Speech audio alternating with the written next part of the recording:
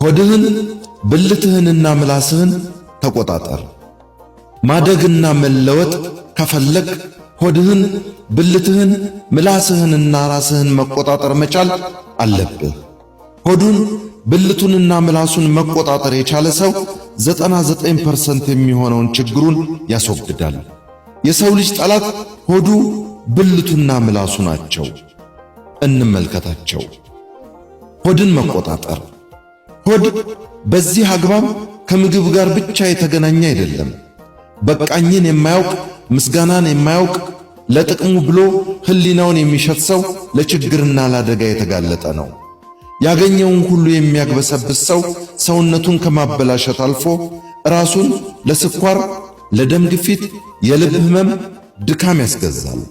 ቅንጡ ነገሮችን አብዝቶ መፈለግ የክብርና የማንነት ማሳያ ለማድረግ መድከም፣ እዩኝ እዩኝ ማለት ሌላው የሆዳምነት መገለጫ ነው። የሰው ልጅ በልኩ ሊኖር የሚያስፈልጉትን ብቻ ይዞ ሊቀጥል ይገባል። ሰው እንዳይለት በሚል ብቻ አዳዲስ ብራንድ በተለቀቀ ቁጥር ስልክ የሚቀያየር ሆዱን እየራበው በየቀኑ በጨርቅ ብዛት ራሱን ሲያኮፍስ የሚውለው ለታይታይት በሚል ተበድሮ አገር ምድሩን የጠራበትን ሰርግ የደገሰው የታይታ ውሎውን ጨርሶ ወደ ቤቱ ሲገባ ለዓመታት መከራ ሆኖ የሚከተለው የገንዘብ ቀውስ ኑሮውን ሲኦል ያደርግበታል። ምቾትን የሚጠላ ባይኖርም አብዝቶ መፈለግ ግን የስንፍናም የድህነትን መነሻና መድረሻ መሆኑ አይቀርም። ነገን መስራት የሚቻለው ዛሬ ነው። ዛሬ ላይ ድካም ቢሰማንም መሰላቸት ቢኖርም ማረፍ ብንፈልግም ተሽቀርቅረን መዞር ቢያሰኘንም ለነገ በማለት ፍላጎታችንን አስረን እንለፋለን። ከጭፈራው ቀነስ፣ ከመዝናናቱ ቆጠብ፣ ሲንዘላዘሉ ጊዜን ከማባከኑ መለስ ስንል ነገሮች መልክ መያዝ ይጀምራሉ። ብልትን መቆጣጠር የሰውን ልጅ አቅም በእጅጉሙ ከሚፈትኑ ነገሮች ዋነኛው የወሲብ ስሜት ናቸው።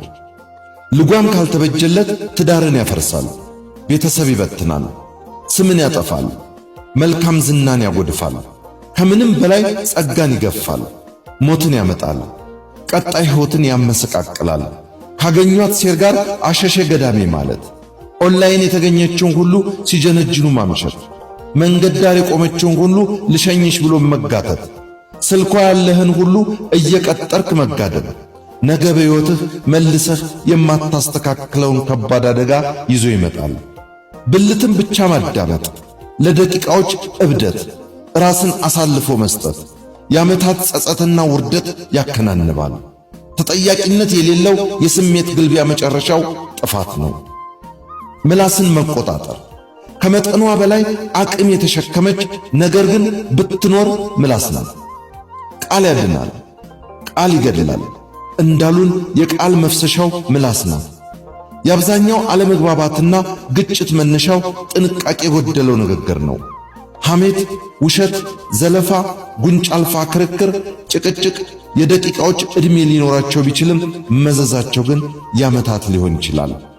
ተናደድኩ በሚል ምክንያት በመዘዝከው ምላስህ ከስንት ሰው ጋር ተቆራረጥ።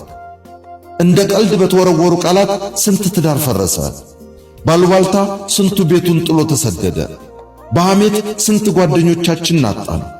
በአንድ ፖስት የስንቱን ሰው ሕይወት አመሰቃቀል ነው። በአንድ ኮመንት ስንቱን ሰው ዳግም ላይነሳ ሰበር ነው።